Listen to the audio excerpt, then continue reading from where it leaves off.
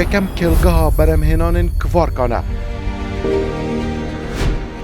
لهمو کردستان و عراق لکلار هاتیا آوا کرن.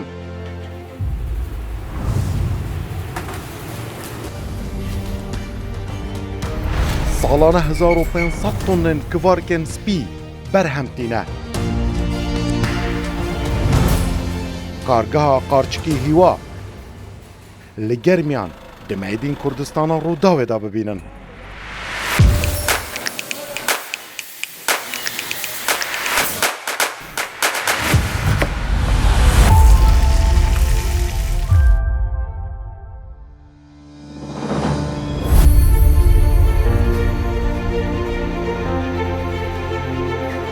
اف دبه یکم کلگاه برمینان کوارکان آنکو قارچکان لنافچه گرمیان لکلار.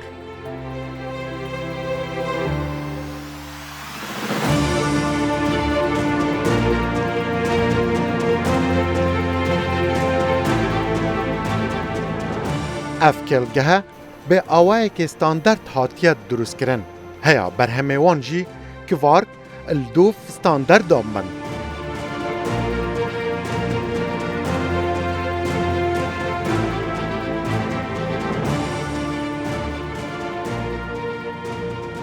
دباش بینرین مدین کردستان پیشساز و صنعتکار و حسکرین برهمن خومالی و ین کردی افدما باش بیتن از دلرتیلی ما دو برنامه که نویا مدین کردستان لکردستان تی برامانین گل هوین هجامه ایجار ده نوا برنامه ایجار یا مدین کردستان امی بوا بحثی کارگاه که بکن که دبه یکمین کارگاه لسر آست همو کردستان و عراقه جبو برامانینا کوارک آنکو قارچکا اف کارگاهانه لباجار کلاره هاتیا آوا کرن اف کارگاه دکاره روزانه هیا 3 تن جه کوارکن سپی کوالیتی برس درست بکه و لتوای کردستان و عراق همجی لولاتن در دورجی بفروشه کور و کچن کلاره دناوا اوه کارگاه ده خونا و اوه روشه که کنترولا همو بازارن روشالاتا ناوین بکن ده برامانینا کوارکان دا جبرکو تکنولوژیا سردم و پیشکفتی دوی بواری دا لدوف ستاندردن ین جیهانی و ین هولندی و سیستم وان کوارکن خواه به باشترین کوالیتی درست دکن ده برنامه ایجار گلمه بن امی نشانی هوا بدین کاچاوا گنجن مین کرد و تایبتین کلار اوی جوره پیش سازیه دکن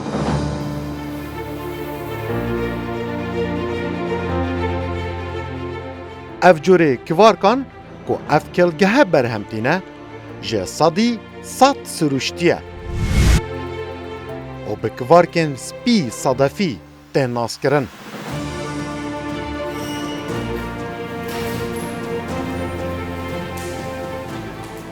روزانه اف کارگه و کلگه دکاره هیا 3 تنن وان جوره کوارکان برهم بینن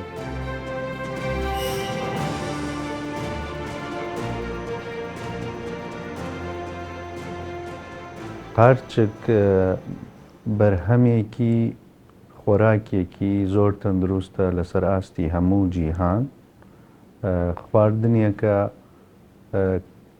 کەمزا و پرۆتیناتی زۆری تایە هیچی کەم نییە لە خواردنەکانی تر بە تایبەتی گۆشت بۆیە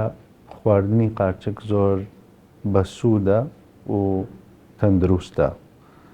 لە هەمان کاتە ئێمە بیرمان لەوە کردەوە دروستبوونی بیرۆکەکە لەوەوە هات لە لامانگڵاڵی کرد لە ئەوروپاوەوە سەرچاوەی گرت کە لە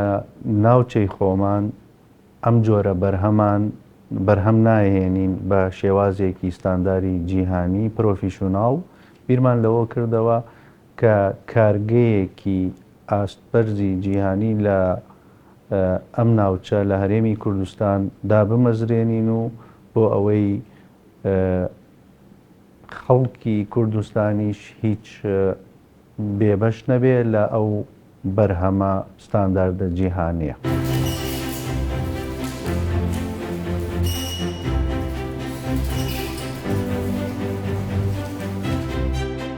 دوان سالاندا خواردنا کڤارکان لە کوردستان و عێراقê zêde bûye.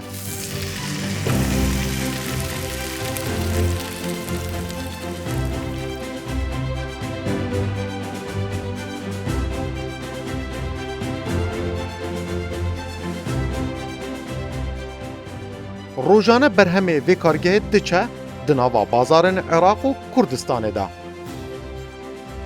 بەهاری 2020 دا دەستمان کرد بە دانانی پرۆژەکە لە بەهاری 2023 دا دەستمان کرد بە تێستی بەرهەمهێنان. کارگەی قارچکی هیوا کارگەیەکی پیشەسازی کشت و کاڵیە، کارگەیەکی تەواوکاریە پێک دێت لە 4 بەشی سەرەکی. لە ئێستادا تەنها بەشی بەرهەمهێنانی قارچکمان لە کارکردندایە، لە پلانمانایە بەشەکانی تریش کە پێک دێت لە دروستکردنی کۆمپۆست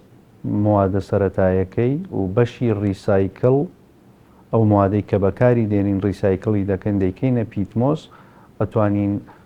لە بواری کشت و کاڵە سوودی لێ ببینین و کۆتا بەشیشمان بەشی بڕینە، ئەتوانین بڵێن لە قوتونانە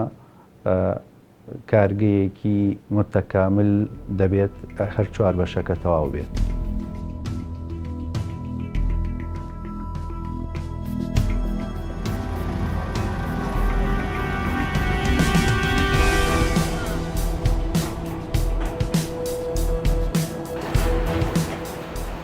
شش هۆڵên berhemanîna kivarkan di nava vê kelgehê de hene. Her holekê ji van e jî dikare heya 600 kîloyên kivarkên spî berhem bîne.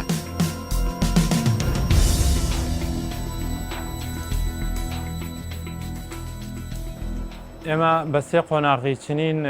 بەرهەمەکانمان نەچێنینەوە. قۆناغی یەکەمی 5 ڕۆژ دەخایەنێت،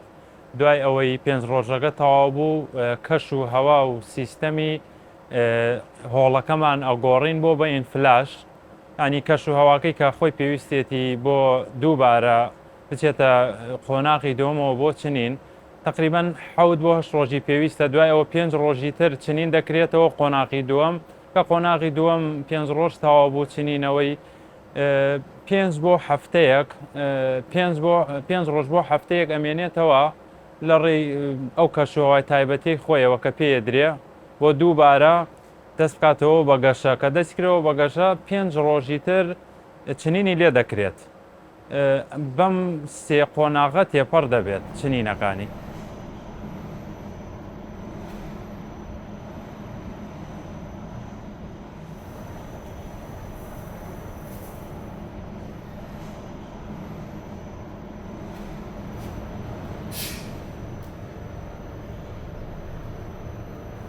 کارگەی قارچک لە چەند قۆناغ و بەشێک پێک دێت، قۆناغەکانیشی بە چەند قۆناغێکی تایبەتی خۆیدا دێتەپەڕێت کە خۆی لە 8 قۆناغ دەبینێتەوە، هەر لە قۆناغی فیلینگی، قۆناغی یەکەمی فیلینگە، قۆناغی دووەمی ینی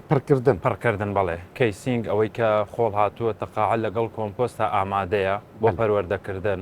لە قۆناغی سێمی ڕافلینگە، قۆناغی ڕافلینگ ڕیشەی قارچکاتوێتە سەرەوە 175 هاتوێتە سەرەوە بە ڕێژەیەک ئەچێتە قۆنا ژیانێکی نوێەوە.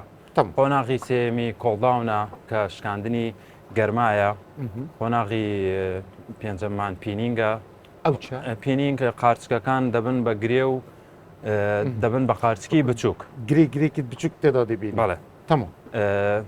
دوای ئەوە قۆناغی هاروێستینگمان دێت چنینەوەی قارچکەکان کە ئێستا ئەم قارچکەی کە ئێستا ناوە ئامادەنە بەڵێ بۆ چنینێ بۆ چنین. باشە کاک هەواڵ، ینی هەرش دەستپێکی ئەم بژین ji ڕۆژە یەکەم یان ji دەمژمێرە یەکەم حتا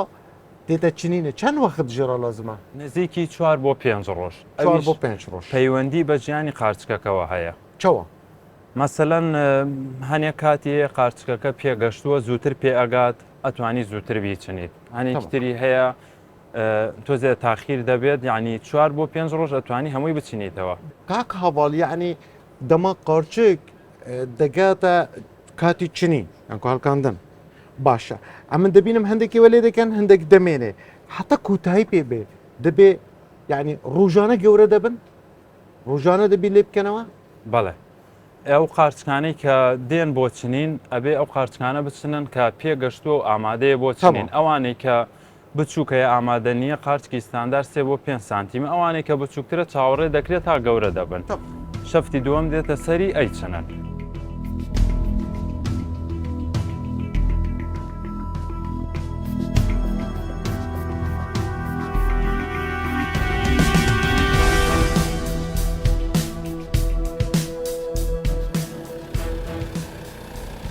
حکومت کردستان و اداره پروبرنا کلاره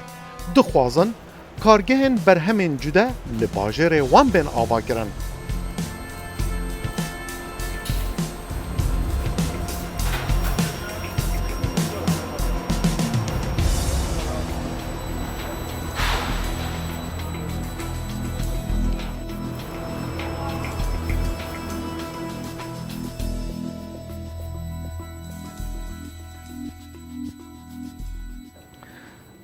لە دوای گڵاڵەبوونی بیرۆکەکە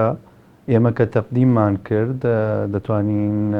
حکوومەتی هەرێمی کوردستان پێشوازی خۆی کرد لە بیرۆکەکەمان بە لەسەر ئاستی باڵا هاوکاری خۆیان نیشاندا بۆ بە ئەنجامگەیاندنی پرۆژەکەمان بە تایبەت دەتوانین بڵێن وەزارەتی کشت و کاڵ ئیدارەی گەرمیان لێرە لە هەمان کاتە بەڕێوەبەرایەتی گشتی کشت و کاڵی گەرمیان کە توانی بڵێ زۆر هاوکار بوون بۆ سەرخستنی ئەم پرۆژەیە و لە ئێستادا تەنها بەشی بەرهەمێنانمان لە کارکردندایە نزیکەی 65 بۆ 70 گەنج بە کچ و کوڕەوە لێرە کار دەکەن هەمووشی ئەتوانین بڵێن خەڵکی ناوچەی کەلارن لە ئایندەشتا ئەو بەشەکانی تریش بکەونە ئیشۆ نزیکەی دەچێتە سەروی 300 کارمەند لە تێکڕای هەر چوار بەشەکەمانە.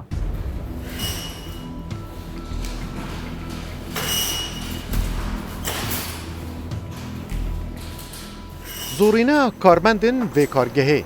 keçin û ji bajarê kelarê ne.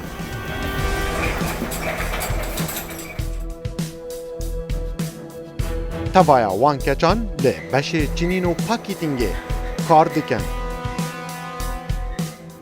û bihîrî serederiyê gel geşekirin û çinîna kivarkan dikin.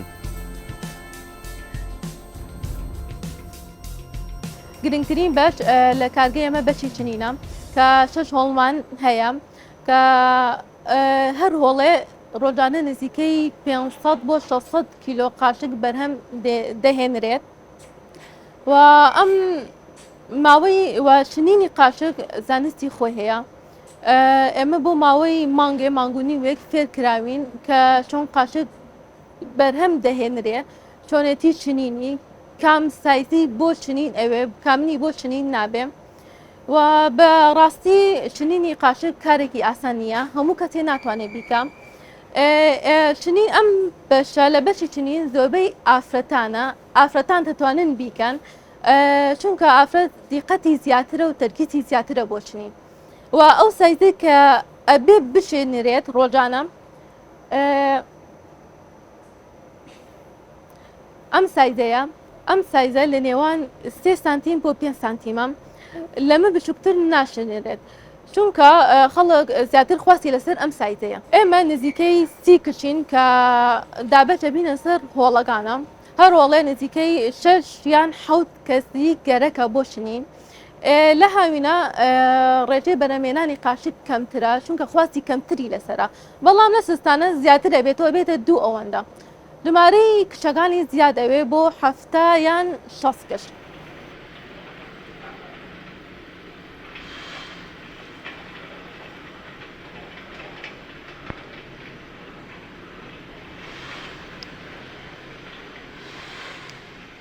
باشە هەڤڵ یعنی ئەف ئاخ و کۆمپۆست پێویستی بگۆڕینێ هەیە یان ژە هەما بەردەوام هینە هەر بچنن. بەڵێ پێویستی بە گۆڕین هەیە ینی کوتایی پێدێ بەڵێ کۆتایی پێدێ لە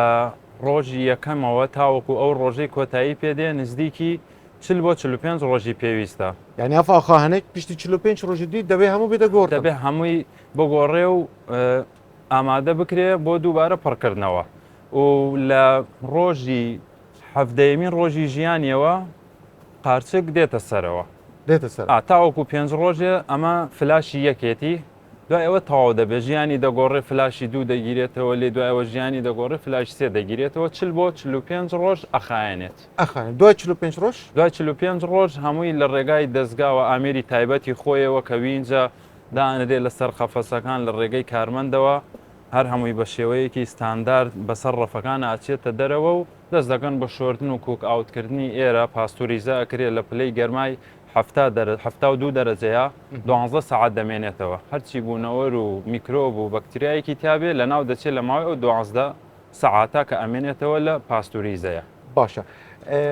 پرسیارە کادی هین چاوە فێری ویشولی بوون ویکاری بوون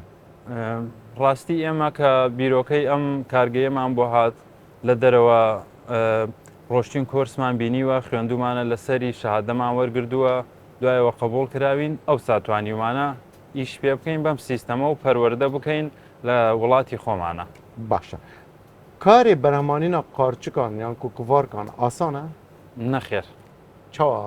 خوازم چون بێژی پێویستی بە کەش و هەوایەکی تایبەتی خۆی هەیە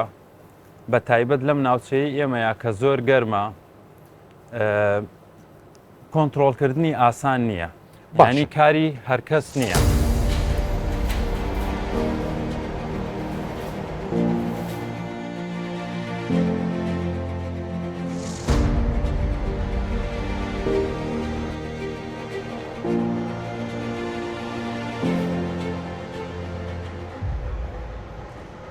پشتی ما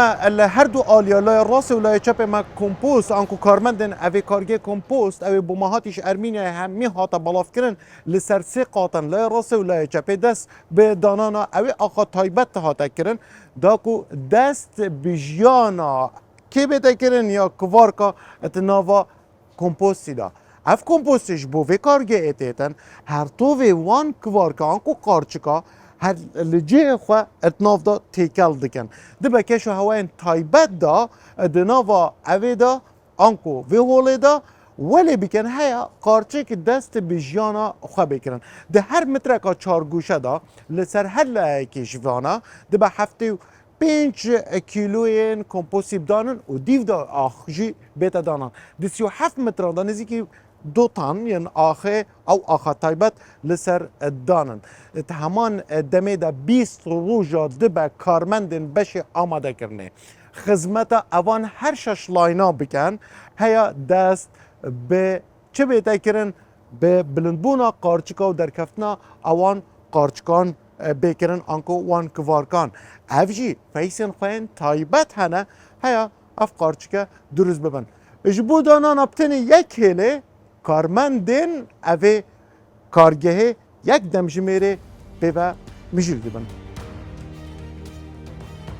سیستم کنترل کرنا پلن گرماتیه ین هولن برامانینا کوارکان به کمپیوتری و آمیرن زیرک تن جافدیری کرن لە بەرەمێنانی قارچکدا پێویستمان بە دوو ماوەدی سەرەتاییە ئەویش کۆمپۆست لەگەڵ خاکێکی تایبەتایە کۆمپۆستەکەش پێکاتە سەرەتایەکانی کۆمپۆست بریتە لە سروتی گەنم لە جۆری گەنمی ئاوی لەگەڵ پۆدری گەچی خامدا لەگەڵ ئاو لەگەڵ تۆوی قارچکەکە ئەمانە لە ڕێگەی سیستەم و شێوەیەکی زانستی تێکەڵ دەکرێەوەم کۆمپۆستی فازی سێ لێ بەرەمێنرێ کە کۆمپۆستێکی تەواو پێشکەوتووی سەردەمە بۆ بەرەمێنانی قارچک لەگەڵەوەشا کە دێتە ئێرە لە ساڵۆنەکانمانەکە ئامادە دەکرێت 20 سانتیمە بۆ مترێ مربع 75 کیلۆ لە زستانە 85 کیلۆ خاکە گەشمان خاکێکی تایبەتە کە دێ چەند سفاتێکی تایبەتی هەڵگردووەیەکە لەو سفاتانەی بریتێ لەوەی کە ئەبێت 5 بەرابەری خۆی بتوانێت ئاو هەڵگرێت چونکە بۆ قارچکەکە پێویستی بە ئاوە لێرەشدا ئەگەر ڕوون بێت ینی ئاوێکی ئێزگار زۆر لەگەڵەوەشە هیچ خاشاکێک بەدەستەوە نایەڵێ ئەم پێک هاتەی ئەم خاکەش دەبێت هیچ موادێکی غەزایی تێکەڵ نەبێت چون دەبێت هۆی نەخۆشی لەگەڵەوەشدا دەبێت pH خاکەکە 6.8 تاوەکو 7.2 بێت لەگەڵ پرلێتی تێکەڵەکرێ بۆی پێکەوە نەنووسانی خاک ئەم کاربۆناتی کالیسیۆمەشی تایە ئەمە بۆ ڕێکردنەوە تەنزیمکردنی pH خاکە کە بۆ نمونە لە شوێنێکە pH دانەبەزێ لە شوێنێکە بەرز نەبێتەوە ئەوە تەقسیمەکرێ بەسەریا کە ئەم خاکە خاکێکی تایبەتە یعنی خاکێکی کۆنا کە چەند هەزار ساڵ پێش لە جێگای سارد و ژێر بەفرا ماوەتەوە کە توانراوە ئەم خاکە بەرهەم بێنێت یەکێ لە باشترین خاکەکانیش خاکی BVB هۆڵندیە و خاکی ئەرمەنستان یعنی خاکێکی زۆر باشن.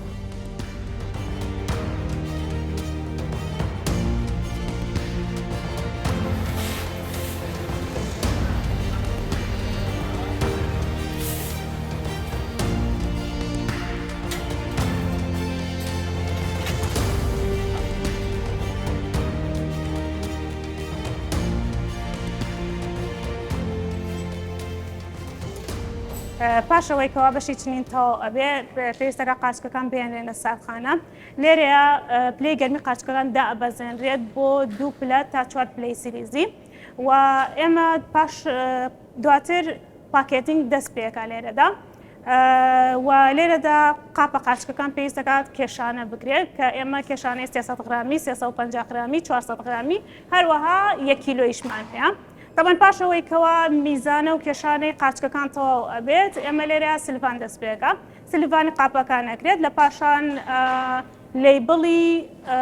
کارگەی لێ ئەدرێت کە تاریخ و بەرواری ڕۆژی دەرچوون و بەسەرچوونی پێوەیەکەوە بۆ ماوەی 10 ڕۆژ بەرگە ئەگرێت و هەروەها پاشان قاپەکان لە کارتۆن ئەنرێت پاشەوەی کەوا لە کارتۆنکردن تەواو بوو ئەبرێنە قاچکەکانە برێنە ساردخانە لە بەشی کۆگا برێنە ساردخانە پاشان قاچکەکە ڕەوانەی بازاڕەکانی کوردستان و عێراقەکرێن تەوان ئێمە لێرە لەم شفتەیە ژمارەمان نزیکەی 10 کارمەند کارەکات و ڕۆژانە 3 تۆن قاچک پاکێتینگەکەین.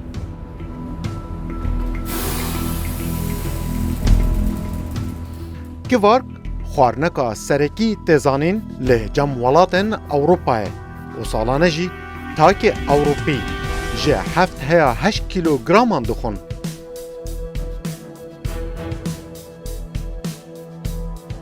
Eldov daten vê kelgehê her takekê Kurdistanî û Iraqî heya 800 gramên kivarkan di salekê da dixwin. ئێمە ئەمانەوێت مطبقی کوردی یا لە ئاشنای شێوازی لێنانی قارچک بکەین یەکێ لەوانە کتێبێک لە چاپکردندایە بە 87 جۆر شێواز دەتوانی قارچکی دروست بکەی لە هەر ماڵێکا کە بیەوێ قارچک دروستکە ئەمانەوێت کارێکی وا بکەین خەڵک ئاشنای خواردنی قارچک بکەین چونکە یەکێکە لە باشترین خواردنەکان دەوڵەمەندە بە پرۆتینات دەوڵەمەندە بە کانزاڕی شاڵەکان کە زۆر تەندروستە. پیشەسازیە کوردستانê destkeftiyên mezin bi dest anîne zêdebûna kargeha û berhemên cude mîna vê kargehê pêşveçûnek din e di vî buwarî de li Başûrê Kurdistanê.